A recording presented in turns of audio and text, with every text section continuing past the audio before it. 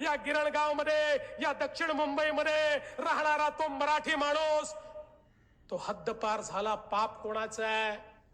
गिरणी कामगार हद्दपार झाला. पाप कोणाचा आहे? अरे तुम्ही नेहमीच सांगता माझ्या महानगरपालिकेमध्ये 70,000 कोटी रुपयाच्या फिक्स डिपॉझिट केले आहेत.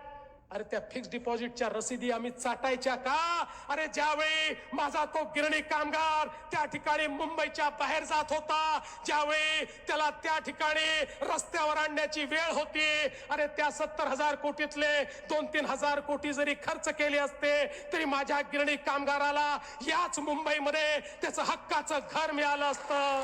आम्हाला कागद आणि रसीदी चाटण्याकरता त्या ठिकाणी सत्ता नको आहे. आम्हाला जिवंत माणसाची सेवा करायची आहे. जिवंत माणसाला त्याचं हक्काचं घर हे त्या ठिकाणी मिळवून द्यायचं आहे. त्यांनी जे काल उद्गार काढले मुख्यमंत्र्यांनी हे खरं अशोभनीय आहेत. ठेवी या काही चाटायला नसतात. मला त्यांना सांगायचं तुमचं अगदी 100% बरोबर आहे.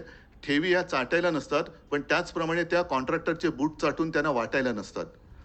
त्यांनी पूर्णपणे संपूर्ण विल्हेवाट लावण्याचं ठरवलेलं आहे.